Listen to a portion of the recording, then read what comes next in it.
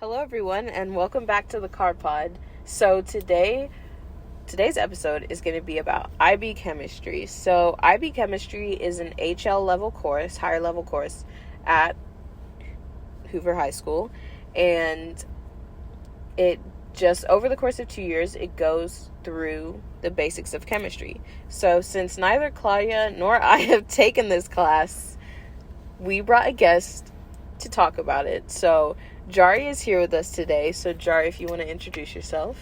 Hello, I'm Jari. I am a 12th grader here at Hoover High School, and I am a full diploma student who takes chemistry as my science. So, Jari, why did you decide to do IB? Alright, so, I don't know, ever since I was, in 8th grade when we did course selection, I was like, yeah, IB is definitely my thing. I was like, haha, I'm that, quirky Ravenclaw girl who's gonna be so academic, and I'm gonna take all the academic classes, and, yeah, that's why I chose to do IB. I guess I was, always planning on doing it. It just felt like something that I wanted to do, and then like I said, I'm a diploma student, so I wanted to do diploma. Again, it was I'm just gonna choose to do diploma, but after, I got to know some, upperclassmen in, my freshman year who, a lot of people around me did diploma, and then that influenced me to, want to, continue this IB track and, go all the way through, basically. That's a good answer. Because everyone else has been like, oh, my parents wanted me to do it, or all this stuff. So that's a good answer. Good to know. So since you're full diploma, do you want to explain your CAS project, EE, stuff like that? So my CAS project is on with the friend Liz and also Ashika. So we're kind of doing very similar things. We're doing interviews, so it's somewhat like a podcast, except it's YouTube formatted, and it's supposed to be a time capsule interview. So basically we ask a bunch of random questions to kind of document how the people are seeing in your senior year how you think about things, and then basically record it all down, and we're gonna edit it all and put it on YouTube, and then 5 years later you can come back and look at it and hopefully look at how quirky and cringy you were. That's really cool. Yeah, that's nice. You said you're putting it on YouTube? Yeah, probably. Keep everything PG. Okay, so what about your EE? What are you writing your EE about? Oh my god. Okay, so my EE is a film EE, which are supposedly, the easy ones, but I mean, it's probably easier than a lot of them, but my EE is it makes me, I just don't want to think about it, but whatever. So it's a film EE on Into the Spider-Verse, and it's basically how the directors convey this theme of anyone can be under the mask, and how if you watch the movie, how Miles, who's super relatable, just a teenager, can become a superhero, basically. The only reason it's going poorly is because I always wait till the last minute to do every single thing, and then it ends up going bad, and then I don't go back and edit it, and so yeah. I feel like that's a common theme with IB students, just that procrastination. I think procrastinator should be part of the IB learner profile. Yeah, this should be number 10. If you're a procrastinator, do IB. Yeah. But I remember watching your presentation, and I thought it was really interesting. I kind of cut out the bad parts. I only I had 4 topics in it, and then I cut out the last one because it didn't parallel with all of my other ones, and I was like, it'll be too long anyways. So I I cut it out, cut my losses just to make it look more professional while I presented it. But yeah, I just have to. It's some minor changes, I guess. The whole theming is fine. It's just I have to rework some of the wording and stuff. Who's your supervisor? Miss Hamley. For film? Yeah. Yeah. I think Miss Hamley does most of the film stuff. Mm. Yeah. I mean, it's nice because she's scary, and it kind of makes me it makes you want to do better, but at the same time It's Miss Hamley. Yeah. Yeah. I love Miss Hamley. Yeah. She's so nice. She's so sweet though. Yeah. So I guess that's really we can let's talk start about chemistry. Yeah. That's So exciting. This is I love chemistry. No, you don't. Sorry. Okay, so I guess chemistry. Do you want to start with like talking about like the class in general and like Sure. Okay, so Like who the teachers are, how they run the class. Yeah. So my teachers were Miss Harris, who taught 11th grade chemistry, and then Mr. Franklin this year. Miss Harris was super sweet. She was kind of out a lot of our year because she had some like health problems. So we kind of did a good couple months of work on our own, or didn't do a couple months of work on our own. So yeah, but I looked up the curriculum. Wait, so there's like a whole list of curriculum that we actually that I forget all of. So it like really, I think it like builds on top of each other, a lot of it. So like the beginning units, you don't realize they're like full units until you have to like use them later, I guess. So like stuff like stoichiometry, and then relationships, and then bonding and structure. A lot of it is what you learn in like advanced chemistry in like 10th grade and stuff, but it goes a lot deeper. So I swear like half of the class is like, haha, you learned this like last semester, but actually this is why last semester's thing was wrong. Like it's like, oh, like electrons move in orbitals, but not really. Like, and then it's like, oh, they like jump up and down. Like it's crazy. Like half the time it's like this is fake basically. It's like, you know about electronegativity and like how it determines bonds? Well, that's fake. And like Mr. Franklin is super chill. Like I think he makes the class a lot better, though sometimes like I don't know, I feel like we're like a really bad class. We're always like, Mr. Franklin's like, so do you guys want to take notes today? And we're all like, no. And then so we don't take notes, and he's like, okay, what should we do tomorrow? But yeah, so it's like a lot of building on top of each other, and then as it gets deeper, like it's pretty interesting, though like interesting is relative, I guess. Yeah. So yeah, I guess that's like my spiel on chemistry. every time a chemistry kid says the word stoichiometry or word, I guess that's what Yeah. it makes it like it's like PTSD. Like Dude. Yeah. I cannot. 10th grade chemistry, especially, and Mr. Franklin, I agree, is a great teacher. He's hilarious. Love Mr. Yes. Franklin. But 10th grade, I mean, just chemistry in general, for me, as, you know, a more humanities-minded person, and then during COVID, was just so difficult. So, like, do you feel like there's, that maybe makes chemistry harder? Or do you think that affected your class at all? Yeah. So, well, a lot of, I guess, like, a good majority of our class actually wasn't in person for chemistry. So, like, personally, like, I came back and it was, like, when we got to, like, 11th grade, Miss Harris's class, she was like, oh, so, like, what do you guys remember from 10th grade? And, like, most people were like, absolutely nothing, because COVID year was kind of crazy. Like, it was so easy just to, like, not do work, and, like, the formatting of a lot of teachers' classes was, like, really, like, it was, like, hard to follow a lot of the time just because it was, like, online and, like, through videos and stuff. So, like, half the time I feel like I was just, like spitting out all the information that I learned, like, onto the test, and then I'd, like, move on and forget about it. So that's, like, and then so when I came into 11th grade, like, in person, it was, like, it felt like I was starting from, like, the ground up, but, like, I feel like that was also, like, most people around us. And then it's just been, like, a big, like, I do things, and then I learn it, and then I forget it. And then you just have to, like, keep on relearning stuff. But, I mean, I guess that's part of the process. So, yeah. Yeah, I feel like we could say that with every class. Even in bio for us, I feel like, you know, there are certain things that we learned in 9th grade that we're apparently supposed to know, like 11th and 12th grade. And, you know, you're right. Like, it all builds on itself, and it's just... Yeah. It's great, though, you know, that we have... I mean, that we have a choice, you know, for science. Yeah. That we don't just have to take bio or just take chem. Because, yeah. Well, yeah. Okay, so I guess let's talk about your IA. What was your IA about? It's probably about Or how does it over even- both of our heads. Yeah, No, probably. Like, how does it even...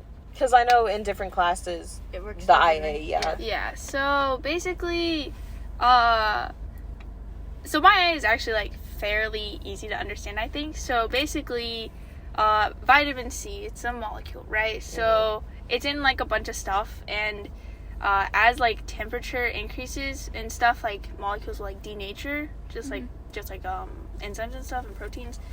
Biology. Learned that in biology. Look at that connection. Wow. So basically, molecules do the same thing. So my thing was just like, how does temperature affect like vitamin C content in like a certain thing? And I chose lemon juice because I was like, lemon juice has vitamin C, you know, because like citrus and stuff. So basically, my plan was just to so there's this thing called titration where you basically just like put a little bit of fluid, like an indicator or something.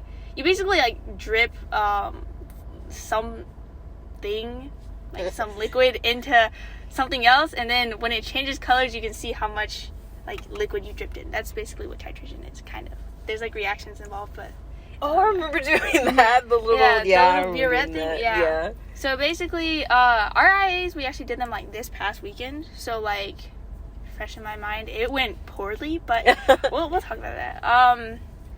So basically, so starch reacts with iodine. So they're both like clear, or iodine's like dark. It's like brown black, and then starch solution is clear, and so when the iodine reacts with the starch, it changes to like a blue color, blue purple. So basically, my thing was just using lemon juice. I'd like heat it up, and then I'd put it on the burette, and then put starch solution into my lemon juice, and then I think what's supposed to happen is that the starch is supposed to like, so the iodine, when it goes in, it's supposed to bind to all of the vitamin C, and then once it like finishes binding to all of the vitamin C, it'll then bind to the starch, and then it'll turn color. So basically, the amount of iodine that goes in and it doesn't turn color is how much vitamin C is in it. So that sounds really complicated, but also simple. I understand like the process sounds simple, but like the actual chemistry, yeah. Sounds...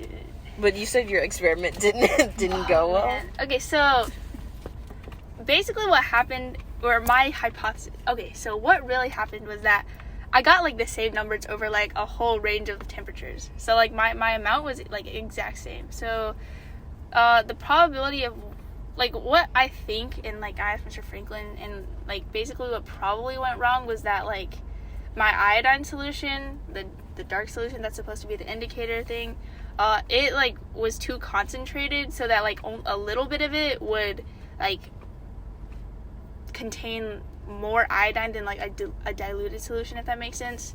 So since it was really concentrated, only a little bit was needed to like change the color of my thing, and because it only needed a little bit, like if I changed the amount of like vitamin C in my lemon juice by like a small amount, you can't really tell. So like, if that makes sense, like you like if my numbers were like 0.4 milliliters, right?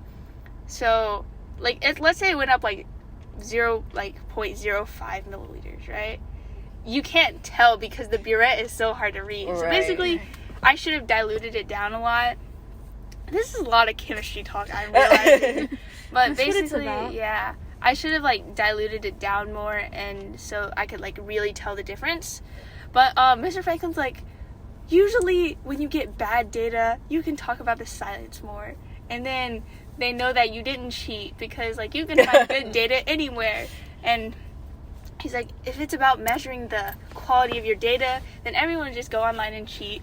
And so he's like, oh, you just read about what you could do better next time and blah, blah, blah, the scientific concepts. And I was like, okay, Mr. Franklin. And I still have not started writing, but it's okay. Yeah, I think that's something I like about these, like the science IAs and also the math IA. Like, when even if you mess up, like that doesn't mean you're screwed with the IA. Like, you can still finish your IA and it can still be just as good as someone whose experiment or whose like statistical tests were successful. Went well, yeah. Because there's more to talk. It's like, it kind of makes more sense because like if you mess up, there's like a lot to talk about with like, oh, this is what went wrong, and then this is how this should have been done, and this is why, blah, blah, blah, science. Like, you can, I think, well, I'm hoping you can write a lot more about mistakes. I really need that, but, yeah, hopefully it'll go good. So do you have any, like, advice for the IA? So, I think we got, like, a really short period to choose a topic, but, like, choosing a good topic is really important, which, like, makes it really daunting to find something good, but, because I remember walking into, like, chemistry, and then, like, we talked about it, like, very early, or, I don't actually remember, but it was, like, somewhat early in the year, or at least, like, mid-semester, and I remember just being like, wow, I don't know any chemistry, so I don't know any experiments, like, there's, like, I see, like, he showed some past examples, and they were all really creative. I think mine was, like, I found it online, but, like, choosing a good topic that, like, and thinking through, like, it's really important to, like, think through your methodology and, like, actually, like, contemplate what might go wrong, because, like, when you get to the lab, like, I stood there for, like, 3 hours, just, like, continually retesting and hoping that I got different results for no reason. I, like, wasn't changing anything. I was like, let me try this time and see if it gets better. It did not get better. You should, like, going through your results and, like, considering every different possibility, and then, like, when you get to, like, a lab and it's not going the way you expected, like, take a second and, like, instead of, like, getting stressed by, like, the time limit, like, take a minute and, like, regroup yourself so that you can actually, like, think through the problems that you might be encountering. I think that's really important, on top of, like, again, like, choosing a good topic. Find something that you're at least, like, somewhat interested in, and, like, it doesn't have to be that complicated either, as long as you, like, execute it well and know what you're doing, basically.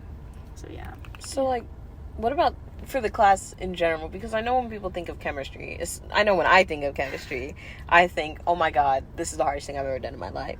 And I know not everyone thinks like that, but, you know, a lot of people do. Yeah. So what tips do you have for, like, just maybe understanding better, like, studying, getting things to stick? In our notes, we have surviving Yes. chemistry. Because for us, it was definitely It's, about like, survival. Yeah, it is definitely, like, a struggle. I feel like chemistry, sometimes it's, like, one of those things that you either get or don't get, and, like, sometimes if you just don't get it, it's really hard to force yourself. Like, some things just don't come easily, but, for me, like, I study for chemistry kind of how I study for most of my other subjects, so listening in class is a big thing, even though it's, like, kind of difficult, but or at least, like, trying to take notes. Like, the way I do it is that I try to listen in class, and then I, like, write down what Mr. Franklin writes down, and then he says to, like, write stuff down, and I just, like, write it down on, like, as, like, a scratch notepad, basically. I have it all on, like, an iPad, but I just write it down on a scratch notepad, and then so that I can, like, feel productive in class, and also, like, keep myself accountable with paying attention, because, like, if you're writing stuff down, then you're, like, at least somewhat paying attention. And then when I get so we usually have these, like, assignments called, like, Cognity. It's on this website called Cognity, and it's, like, multiple choice questions, and I do that, which is, it's, like, required, but, like, doing it and, like, checking it with, like, friends and stuff. And then there's also this, like, really long reading from, like, this textbook, which is, like, the Cognity textbook. And so basically I kind of write down I go through the reading, like, write down all the important points from the reading, and then, like, rewrite my notes from class, which are usually encapsulated within the reading anyways, but then, like, rewrite it down in, like, a legible format, and so that studying is, like, easier too. And then afterwards is just, like, so, like, that's, like, the basis of my studying, is just, like, rewriting my notes pretty much. But then there's sometimes, like, when there's memorization based stuff, like, recently we had, like, this thing where we had to, like, know how to write organic compounds, basically, and it's, like, a good bit of memorization. So going online and, like, making flashcards, like, or doing it, like, on paper, and then, like, looking up practice tests is, like, really helpful.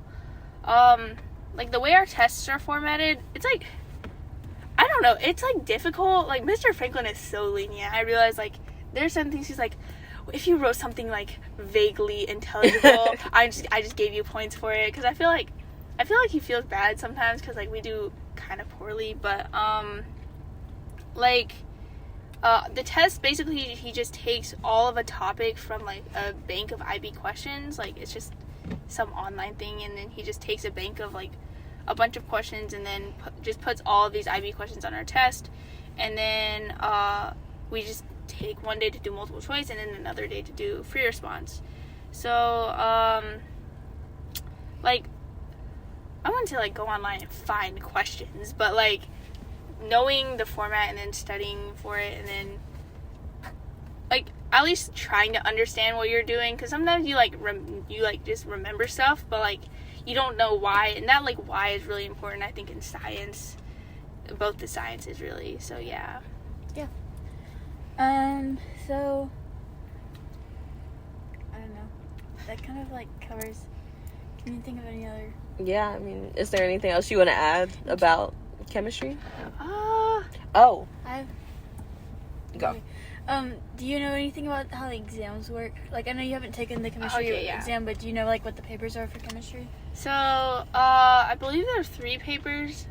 So one is, like, a multiple choice, and then there's a free response one where you kind of just, like, asks you chemistry questions. It's, like, those types of questions where, like, has, like, 5,000 different parts, but it's, like, all about one, like, experiment or something, and it just, like, asks you to write out, like, explanations or like, solve equations or something.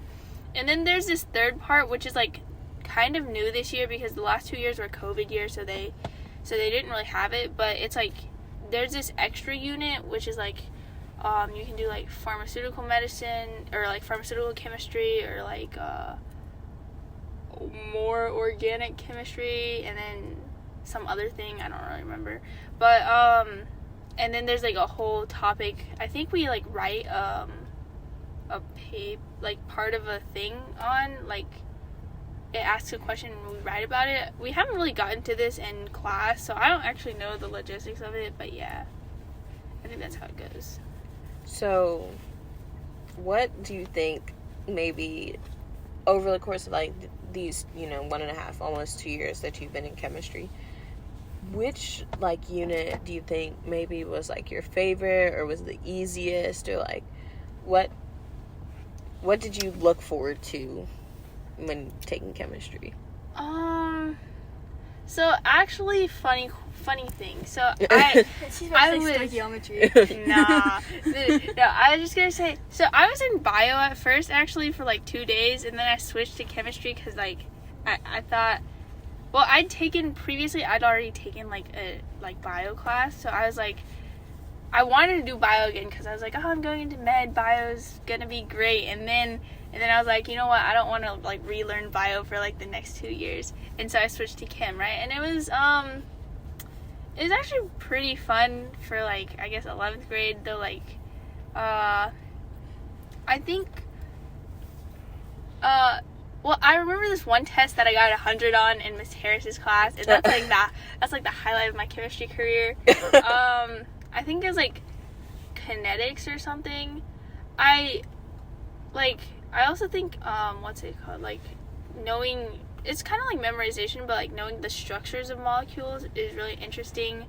I'm pretty sure in 10th grade I failed that test, though, like, but, like, now that I, like, understand it, I think it is pretty cool.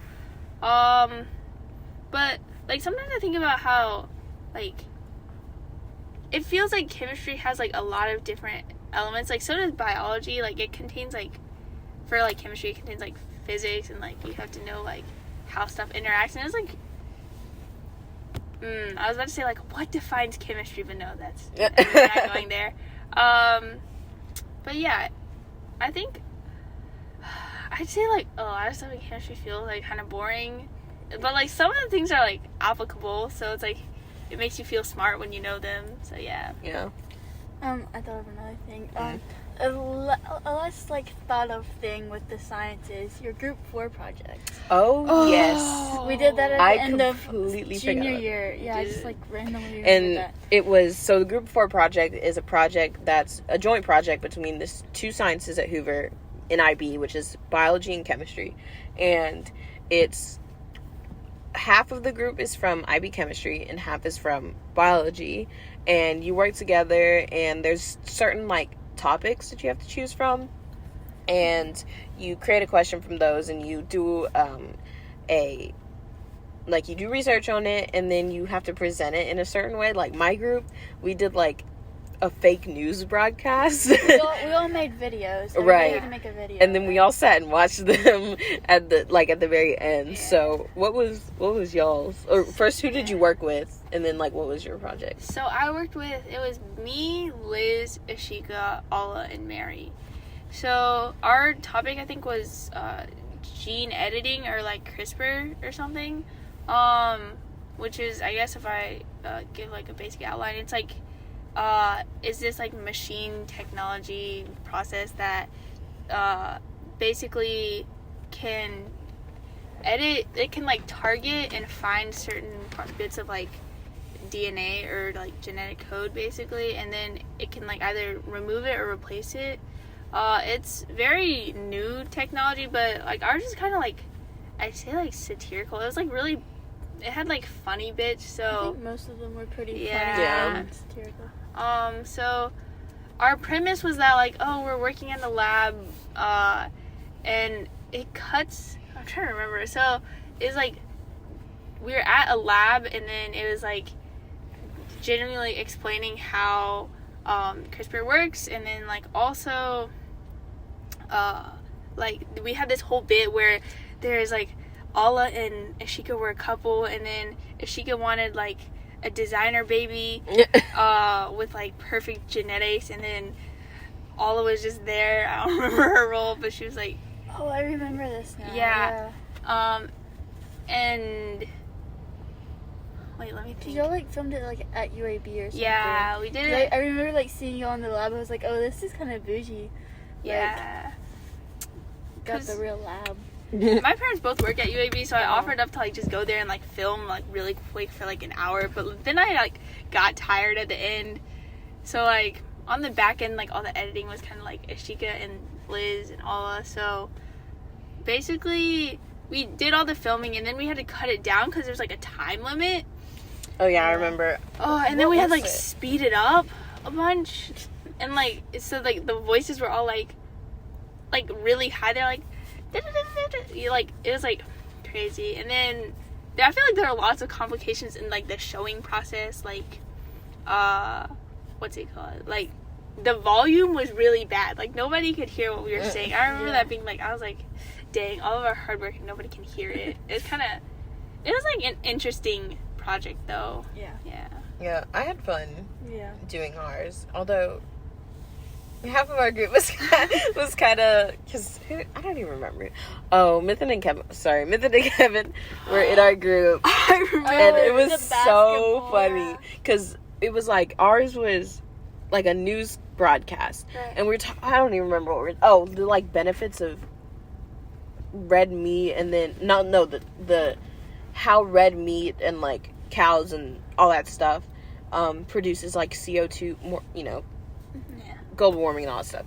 And so they did some experiment. They did some experiment with CO2 and how with the ozone layer or something, and it was so funny. And while they were waiting for the experiment to react, they were playing basketball in the background. It was so. No, that was good. God. I did mine with Audrey, Addison, and Brooke, and we did ours about IVF, and we did it Judge Judy style, and Audrey bought a whole founding fathers wig kind of thing. OMG. And yeah, I remember that. I think most of the group 4 projects were pretty memorable. Yeah. Especially the twins. The twins, dude. And Shams and who was the other? Not a good group to put together. No. The twins was Yeah, Like, they got in trouble afterwards, I think. For, like, the Nerf guns or something. It was either that or the music that they had. No, it was the music. Like, the music. Dude, that was crazy. But, I mean, we get to pick our own so groups. funny. Learn your lesson. Don't put Nerf guns and explicit music in your group. Because, like, they did some sort of music video kind of montage thing. And it was good. I mean, the information was good. Really funny, It was funny. It was just not appropriate. So, you know, IB, you know, values... What's a good word? Appropriateness.